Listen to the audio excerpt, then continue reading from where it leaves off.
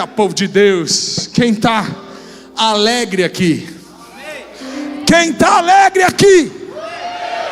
Boa, glória a Deus, glória a Deus. Vamos para cima, povo, vamos para cima. O negócio é alta frequência, como diz o pastor Samuel, né?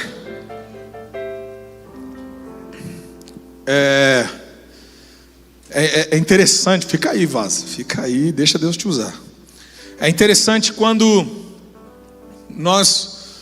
parece que a nossa felicidade incomoda o ambiente. Quem já percebeu isso? Eu sou muito positivo. Difícil eu ser negativo em algumas coisas. Cara, tem que estar muito desanimado, assim, muito bad para poder ser negativo em algumas coisas. Para mim tudo vai dar certo. Para mim tudo vai caminhar forte. Para mim todos os planos vão dar certo. As coisas vão fluir. E às vezes isso acaba incomodando, atrapalhando algumas pessoas. Eu quero te dar um conselho. Quem quer aprender aí o que fazer nessa situação? Cara, eu vou te dar um conselho do que fazer, Cris, quando você estiver muito feliz e as pessoas olharem para você, que loucura, para que isso? Hein, Lu? Nossa pastora famosa. Vamos lá? Um conselho, quem quer esse conselho aí? Dá um glória a Deus aí. Está preparado? Sabe o que você faz?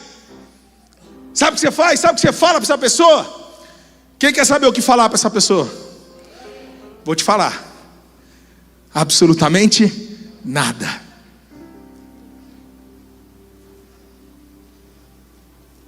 Aprenda uma coisa para que você seja mais feliz. Não gaste palavras. Fale com Deus. Se as pessoas não acreditam no teu futuro, se as pessoas não acreditam no teu plano, os planos de Deus para a sua vida são maiores do que os planos que as pessoas falam. Quem está entendendo? Diga uma glória a Deus aí. Amém. Hoje eu estou pentecostal, povo. Glória a Deus. Bom, o texto que eu vou me basear para a mensagem é o livro de 1 Samuel. É o capítulo de número 30, 31 e 1 de 2 Samuel. 1º, 2º e 3º talvez. Então, nem precisa abrir, porque senão a gente vai ficar o tempo todo aqui lendo. E eu quero, em nome de Jesus, terminar temprano. Eu tenho absoluta certeza de tudo que Deus tem para fazer, e de tudo que Deus ainda tem feito, e do que Ele ainda vai fazer nas nossas vidas. É algo especial o que está acontecendo. Estamos em uma nova temporada. E se você não está percebendo isso, é porque você não está na mesma frequência. Se você ainda chega nessa igreja assim,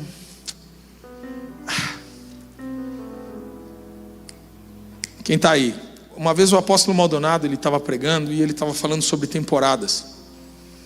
E ele dizia assim, que quando uma nova temporada está chegando, um grande sinal que a nova temporada chega é que as coisas começam a quebrar.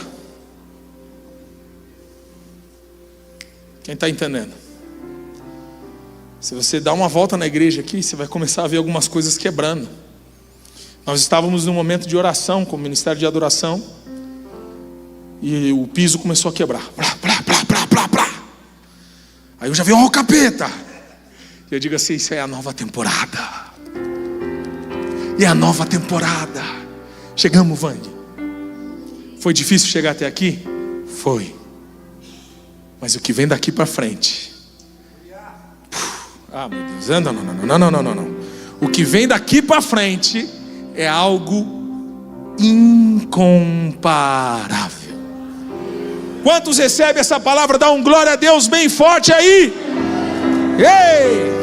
Glória a Deus. Bom, vamos começar a discorrer o nosso texto. Você sabe que a última vez que eu comecei a pregar aqui em cima, o que aconteceu, né? Worship fails, então eu vou me cuidar muito.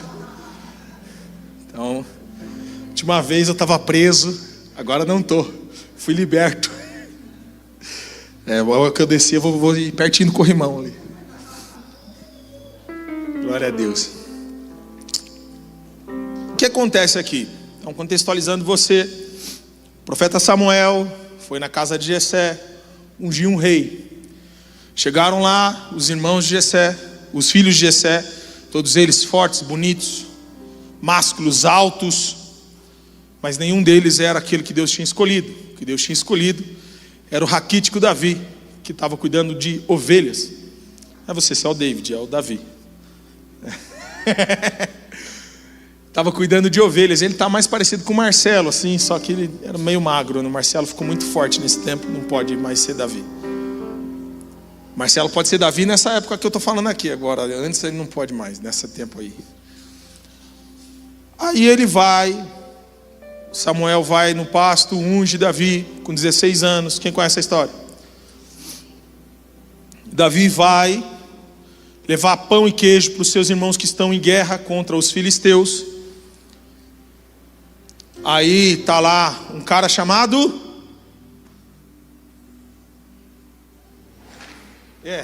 ele lá. Golias. E o Golias gritava: não tem homem em Israel. Easy. Não, deixa pra lá. Quem entendeu, entendeu. Não tem homem em Israel. Eu quero lutar com homem. E vamos fazer um desafio aqui. O cara que me vencer, vence a guerra. Se me vencer, venceu a guerra. O nosso povo se retira.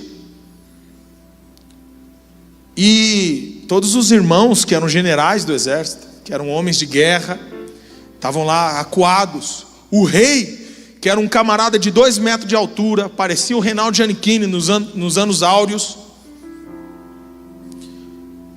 bonito, forte, destro na sua espada, estava com medo. Por quê? Uma derrota significaria a ruína do povo de Israel. Era algo muito sério para lutar contra um guerreiro de 3 metros de altura. Se já é difícil você entrar num ringue com uma luva, com um cara do seu peso, do seu tamanho, já pensou você entrar numa luta com espadas e armas contra um cara de 3 metros de altura? Aí Davi chega, fala: eu vou lutar contra esse cara, porque ninguém vai afrontar. Olha só que interessante, ninguém vai afrontar o Deus vivo. Ele não estava preocupado com as afrontas que ele estava fazendo para os guerreiros, para o rei. Ele estava preocupado com a afronta que eles estavam fazendo Quantos querem ser abençoados aqui?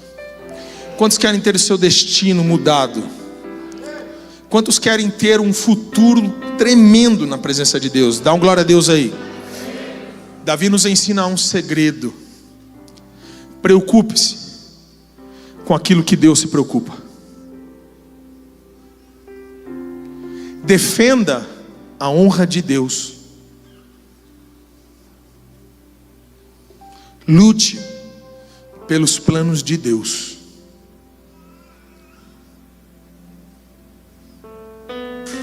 Que tudo que você fizer vai ser bem sucedido. Quando nós nos preocupamos com os sonhos de Deus, Deus se preocupa com os nossos. E melhor do que com os nossos, Ele se preocupa com os dele para nós. Quem está entendendo? Amém ou não amém? Olha só. Aí Davi vai lutar. Olha a pedra, Golias caiu, cabeça. E o povo começou a cantar, porque ele se tornou um grande guerreiro, ele se tornou destro. Depois ele aprendeu a lutar com a espada. Quem sabe qual que é a espada que Davi usava para lutar as suas guerras? A espada do cara de 3 metros de altura, Alexandre. Era a espada de Davi. Ele usou por muito tempo a espada de Golias. E ele começou a lutar, Cristian. E ele se tornou muito bom na guerra. Um cara estrategista, um grande general, um grande guerreiro. Quando ele começou a ganhar todas as guerras que ele lutava, o rei já não tinha tanto trabalho. O povo então começa a reconhecer quem era Davi e começa a cantar: Saul matava 1000, Davi matava 10.000. E começou: Saul matava 1000, Davi matava 10.000. E o rei, quando escuta isso,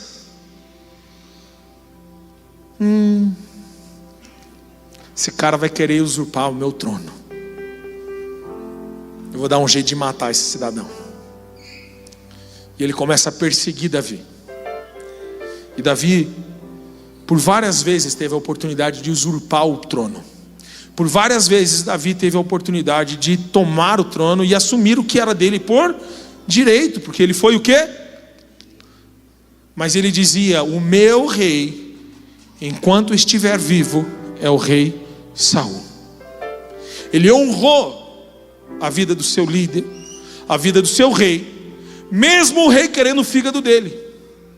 Chegou vezes, Kate, dele entrar numa caverna com o rei dormindo, cortar um pedaço do vestido do rei e depois entregar de dia. Ó, se eu quisesse, estava feito.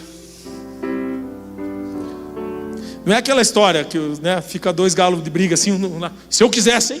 Não, o outro foi lá e quem já viu essa?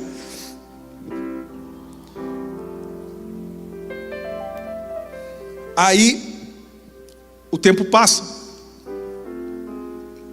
Depois que Davi foi ungido, fala comigo, 40 anos se passaram. 40 anos depois, Davi estava exilado do povo de Israel. Ele estava morando em cavernas. Ele então criou o que são um exército de mercenários. Exatamente o que a palavra disse. Ele lutava para quem pagava mais. Se os amalequitas pagassem mais, ele lutava. Só que os amalequitas, na verdade, eram o saco de pancada de Davi. Davi ganhava muito deles. Davi entrava nos amalequitas e arrebentava eles todo dia. Eles eram doidos com Davi. E a história foi se passando. Ele foi ganhando guerra, ele foi sendo famoso. E aonde Davi estava lutando, é como se Deus abençoasse a luta. E a guerra era ganha. E o povo filisteu, a qual era o contratante atual de Davi, inclusive tinha dado, que é o que se passa aqui no capítulo 30 de 1 Samuel, tinha dado uma cidade para Davi. Eles entregaram uma cidade chamada Ziclac. Repete comigo, Ziclac. Eles entregaram essa cidade nas mãos de Davi como um prêmio, como um despojo também de vitórias, um presente. Davi fica aqui e luta sempre para nós, que nós vamos te dar os despojos e além disso você fica com essas terras. E eram terras bem protegidas, exigiam pouca guarda. O que acontece? O povo filisteu, que era o atual contratante, estava em guerra. Contra quem? Contra Israel. Eles queriam as águas de Israel.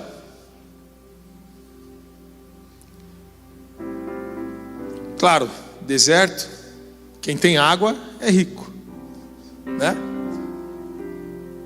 E eles queriam as águas de Israel.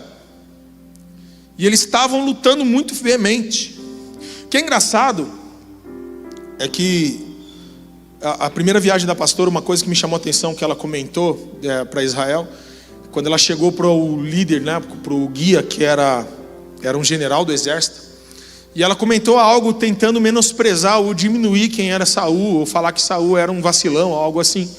Ou alguém, não foi nela, foi alguém que estava na caravana, falou algo assim meio que menosprezando Saul. O homem se levantou no ônibus e disse: não fale assim do meu rei Saul.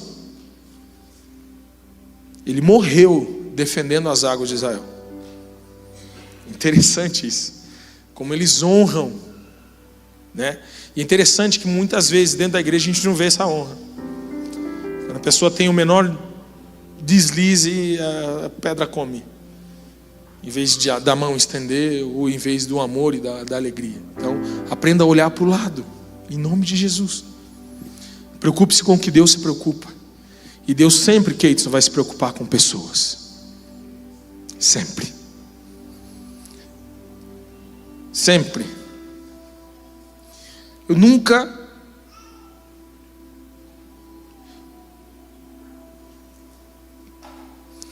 bati no meu filho ou corrigi-lo de forma forte porque ele quebrou algo. Porque coisas não são mais importantes que pessoas.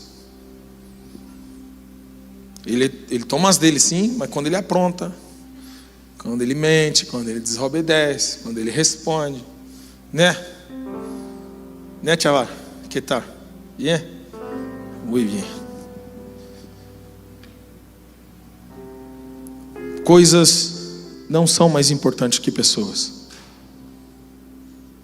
Situações nunca vão ser mais importantes do que as pessoas. Amém?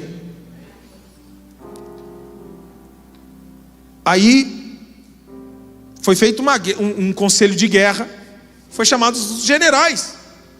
Quem era um dos principais generais? Davi. Para armar então a estratégia de guerra contra Israel. Só que antes de Davi chegar, Davi estava vindo de uma outra batalha, tinha alguns feridos inclusive no meio do caminho. Antes de Davi chegar, eles reuniram o povo, reuniram a galera que estava ali, os príncipes que estavam aliados com o rei filisteu, se reuniram e disseram assim: ó, a gente não quer que Davi lute nessa guerra, porque o cara é o nosso aliado, mas ele é hebreu, e em qualquer momento, em dado momento, ele vai se voltar contra nós. E eles citaram inclusive a música que o povo de Israel cantava: o seu povo não canta até os dias de hoje que Saul matava 1000 e Davi matava 10.000. Não vamos provocar de repente uma revolta, porque talvez ele perceba que o povo de Israel esteja perdendo a guerra e se volte contra nós. Aí o rei, muito triste, porque o rei gostava realmente de Davi, quando Davi chega e fala: ó rei, ó Davi, o negócio é o seguinte, volta lá para Ziclac, vai descansar, está dispensado dessa guerra, o povo aqui não quer que você lute, porque a luta você sabe contra quem que é. Não, mas eu estou aqui, pô, vocês estão me pagando, eu sou profissional. Não, mas mesmo assim, a gente entende teu profissionalismo, a gente entende a tua, como é que fala? A tua fidelidade, mas mesmo assim eu vou te dispensar. E dispensou Davi, foi embora. Davi voltou então para Ziclac, e o povo filisteu para a guerra contra Davi. Agora vamos ficar aqui. Quando Davi chega em Ziclac, cansado, meio sem entender o que estava acontecendo,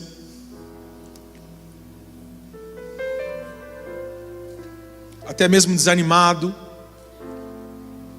ele chega em Ziclac e ele se depara com uma situação horrível. Lembra que eu falei dos amalequitas? Os amalequitas odiavam Davi, e eles pensavam que Davi ia demorar muito tempo para voltar. Entraram dentro do arraial, dentro do acampamento, sequestraram todas as mulheres e filhos de todos os guerreiros e levaram tudo que eles tinham, todos os despojos de guerra, todos os tesouros guardados, comida, tudo, e queimaram todo o resto.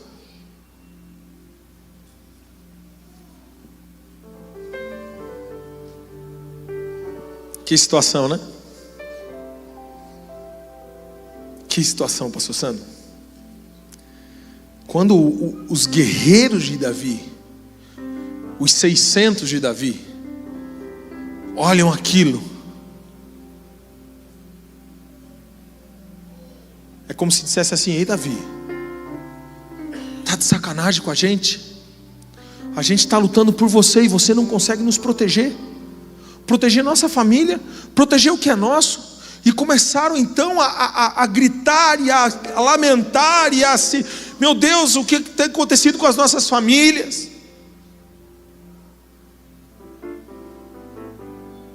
E começou uma revolta. E Davi no meio daquele bolo louco.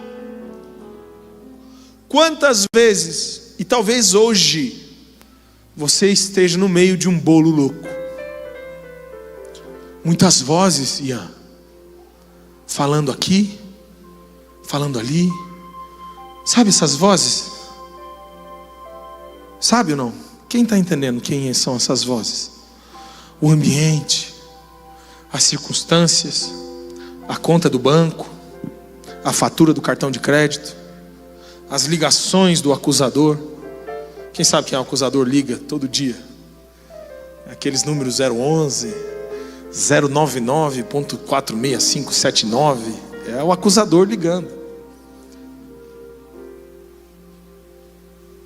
As brigas, o desentendimento dentro da família. O que são as vozes para você? Quais são essas vozes? Quais são esses ruídos dentro do teu contexto? Para analisar agora.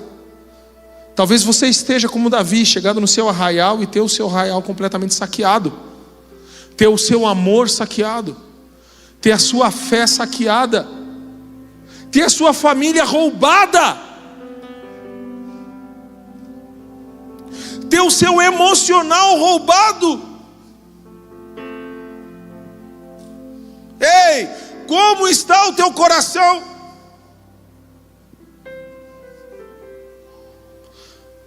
Talvez financeiramente esteja tudo ok, você esteja crescendo, mas emocionalmente, familiarmente, alguma coisa está aí, gritando, os ruídos gritando, querendo trazer acusação, juízo, querendo roubar aquilo que talvez você tenha conquistado com muito suor. Quem está entendendo? Quem está aí? Amém ou amém?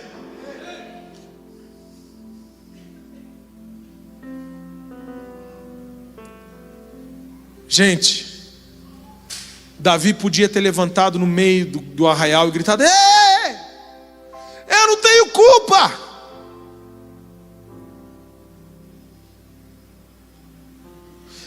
Cara, para de brigar comigo. E começado a o quê? Se justificar. Lembra que eu falei no começo da mensagem? Sabe o que Davi fala para eles? Sabe, Cristian, o que Davi fala para eles? Sabe ou não? Sabe, Davi? O que Davi fala para eles? Sabe ou não? Não sabe. Ele não falou por quê? Porque você não sabe, porque ele não falou nada. Viu? Ele sabia. Davi não fala absolutamente nada. Como assim? Talvez fosse a pior situação que Davi tivesse vivido nesse meio tempo. A pior derrota, Ian. A mais vergonhosa, porque roubaram tudo. Inclusive suas esposas, seus filhos, tudo.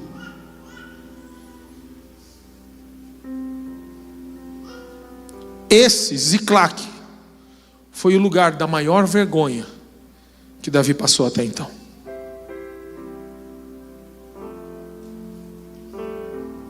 E talvez hoje você, tua família, tua casa esteja vivendo a maior vergonha. Quem está entendendo? Talvez você veio hoje aqui dizendo assim: Senhor, eu preciso de uma palavra, porque se o Senhor não me der uma palavra hoje, eu vou desistir.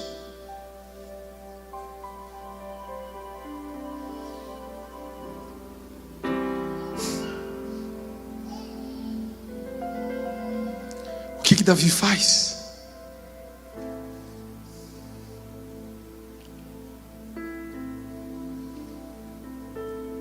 A primeira coisa que ele faz é se isolar.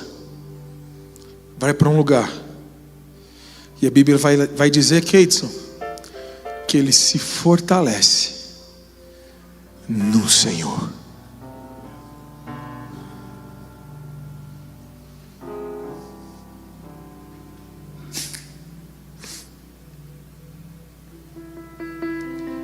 Ele não foi no banco pedir um empréstimo. Ele não ligou na casa do agiota. Ele não ligou na casa daquele amigo rico. Ele não ligou na casa da melhor amiga falar mal do marido. Ah, meu amigo. Ele não foi para um bar encher a cara porque está passando luta no trabalho, porque a esposa não dá bola. Ele foi se fortalecer no único que tinha como resolver a situação. Quem está entendendo?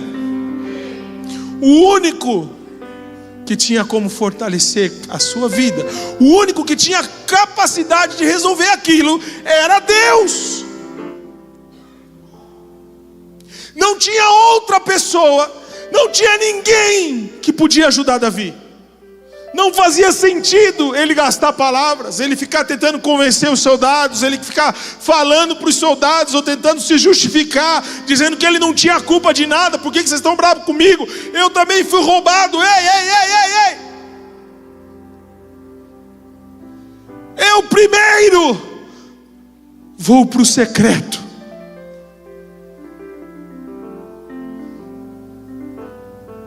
Fala comigo, secreto. Fala forte, secreto. Tem aquela música: entre no quarto e feche a porta. Chegou a hora de falar com Deus. Não se detenha. É isso? Se as lágrimas rolar, dobre os joelhos, sinta a presença. Se mais ele viu e pode curar. Ele viu e pode curar. Benita, tua presença é tudo que eu mais quero, Jesus. Tua presença é o meu maior remédio, Jesus. Eu não tenho ouro nem prata. Eu sabia que ia dar nisso. Ai, Jesus. Sabe por que eu continuei? Que eu sabia que não ia lembrar. Vamos lá. Isso. Esse é o caminho, Vande. Esse é o caminho, Alexandre. Esse é o caminho. Esse é o lugar da tua vitória. Porque é só nesse lugar que Deus vai te dar as respostas que você precisa. Tem muita gente vindo buscar a resposta na igreja. Tem muita gente batendo na porta de profeta para cima e para baixo. Mas a resposta que você precisa está dentro do teu quarto. E aí, meu amigo, quando você vir à igreja, não vai ser para pedir, vai ser para agradecer. E aí você vai ter sentido em vir ao culto. E aí todo culto vai ser bom, porque todo culto vai ter motivo para agradecer. Porque o lugar de clamar é no teu quarto, é no teu íntimo. Quem está entendendo? E é por isso que você diz assim: ah, eu cansei de vir na igreja. Parece que Deus não me ouve. Ele não vai te ouvir aqui. Aqui é lugar de você falar.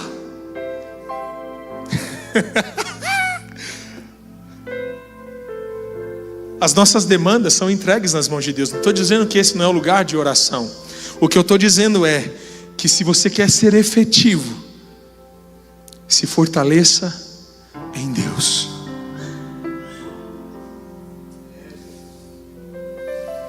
Não no pastor, não no teu discipulador, não no teu líder, não no teu chefe. Enquanto as tuas esperanças estiverem em pessoas, você só vai conseguir colher aquilo que pessoas podem te dar. Forte isso. Enquanto as tuas esperanças estiverem em pessoas, você vai colher aquilo que pessoas podem te dar. Eu sempre faço uma oração para Deus. Eu digo assim: Senhor, a única coisa que eu tenho para te dar são os meus pecados. Eu não tenho nada.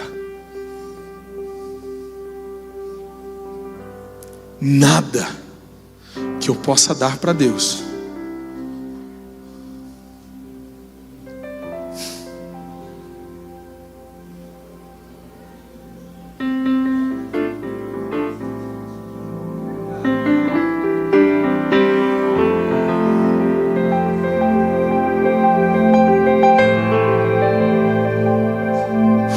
Pode sequer pagar 1% do que Ele é e do que Ele fez por mim. Então, meu irmão, se as tuas expectativas estão em mim, eu não tenho nada para te oferecer. Se as tuas expectativas estão nos nossos pastores, desculpa. Assim como eles também não têm nada para te oferecer. Talvez um abraço, um amor, um carinho. Mas perto do que Deus tem para te oferecer, isso não é. Aí sim, quando nós estamos fortes em Deus, os nossos pastores nos ajudam a permanecer fortes. Quem está entendendo? Os nossos líderes pegam a nossa mão e vamos, cara, para cima! Os meus discípulos, toda hora, o que eu mais falo para ele, para cima, negão. Vamos com tudo, manda foguetinho e foguinho. Quem já recebeu foguetinho e foguinho meu? Foguetinho e foguinho, vamos para cima. É nós, vamos com tudo. Vamos com tudo. Já recebeu foguetinho meu, né? Vamos para cima. Se fortaleça no lugar onde você pode ser fortalecido. Claro que tem situações que é muito gostoso você receber um abraço. Alguém pode dizer assim, vamos lá, vou orar contigo, eu vou te ajudar. Porque às vezes a gente está tão fraco que não tem forças para se fortalecer sozinho. Muitas vezes é assim. E às vezes a gente precisa de um abraço amigo, e por isso nós estamos aqui. Aqui, esse é o lugar, esse é o ambiente, a comunidade. Por isso é importante congregar. Mas quando você entender que quando nós nos fortalecemos, Christian, em Deus, está tudo ganho. Aí Davi, não acaba aí, ele só se fortaleceu. Ele criou coragem então para falar com Deus agora. Vamos lá. Primeiro ele se fortalece em Deus. Agora ele vai pedir a estratégia. Ele pede a estola sacerdotal dele. Ele veste. E ele faz uma pergunta para Deus. Deus, se eu for, eu pego. Vamos ver se é da raiz mesmo. Eu quero ver se é da raiz mesmo. Vamos ver. Tem aquela música que diz assim, acho que você vai tocar ela em Mi menor, vai. Persegui os inimigos e os alcancei. Não é da raiz. É o quadro. É o 4. Sei lá. Vai. Aí ele vai. Aí ele fala. Aquela canção que diz assim, antigona. Persegui os inimigos e os alcancei. Os consumi e os atravessei. Pelos pés do Senhor caíram. E jamais se leva. É sobre esse texto. Davi fala para Deus, Deus, se eu for na cola, eu pego. Deus fala, pode ir. Pega o teu soldado e vai. Ele não. A única vez que ele vai falar com o soldado, ele sai da tenda e diz assim, todo mundo armado e no cavalo. Vamos pegar esses caras. Eles estão perto. Vamos! Deus falou que nós vamos conseguir. Quando ele grita, Deus falou, todo mundo bate no peito e vamos! Alta frequência, povo. Pra cima!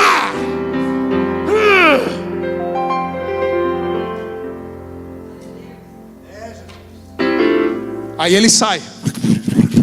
No meio do caminho ele encontra um maluco sozinho, um egípcio. que servia aos amalequitas.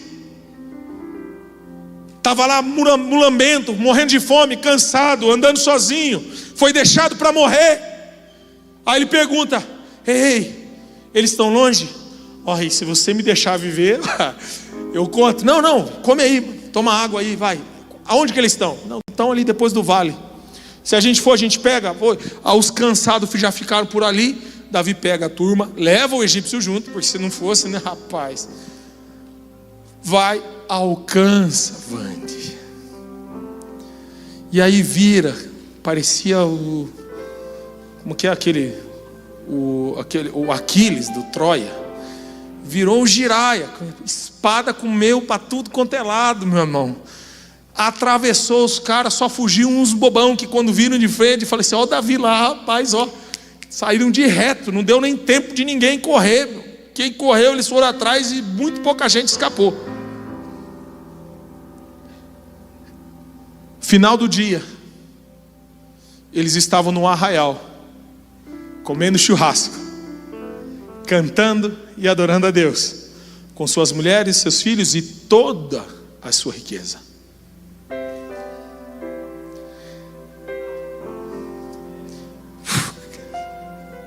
Restituição, né?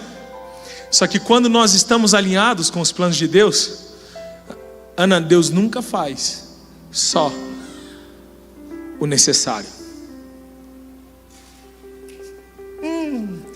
Deus nunca faz só o necessário. Deus sempre faz mais. Davi estava exilado em Ziclac. Nesse meio tempo, a guerra estava rolando em Israel. E lá numa montanha qualquer, o rei Saul lutando, o filho dele, melhor amigo de Jonatas, morre.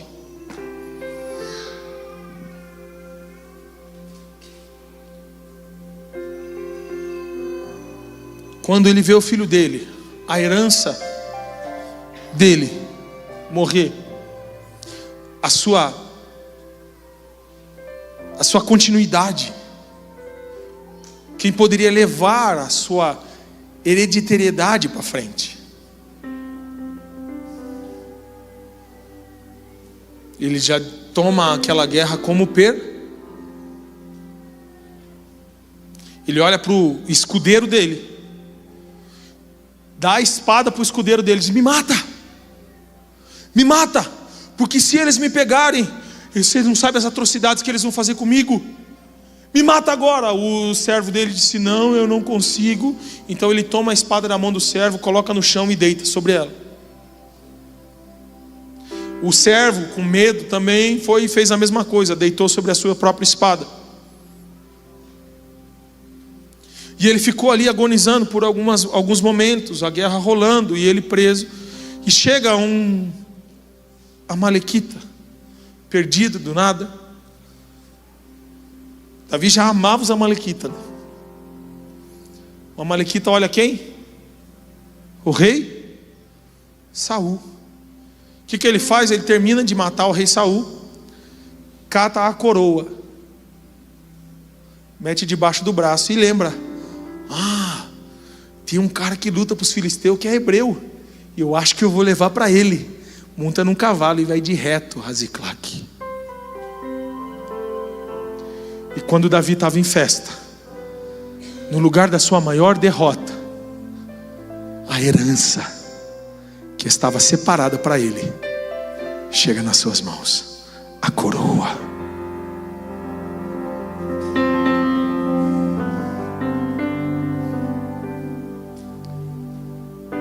No lugar, meu amigo, minha amiga, da tua maior derrota, é aonde vai chegar a maior honra que você poder receber.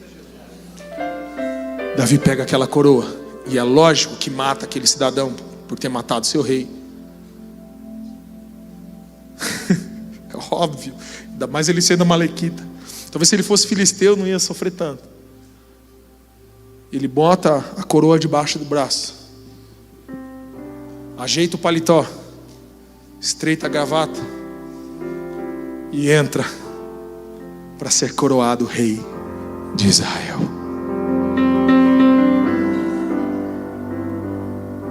e se torna o maior e melhor rei da história de toda Israel. Até hoje não existiu um rei maior do que o rei Davi.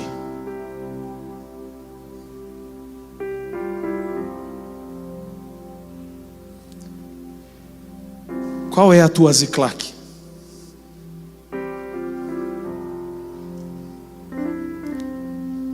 Qual é a tua luta?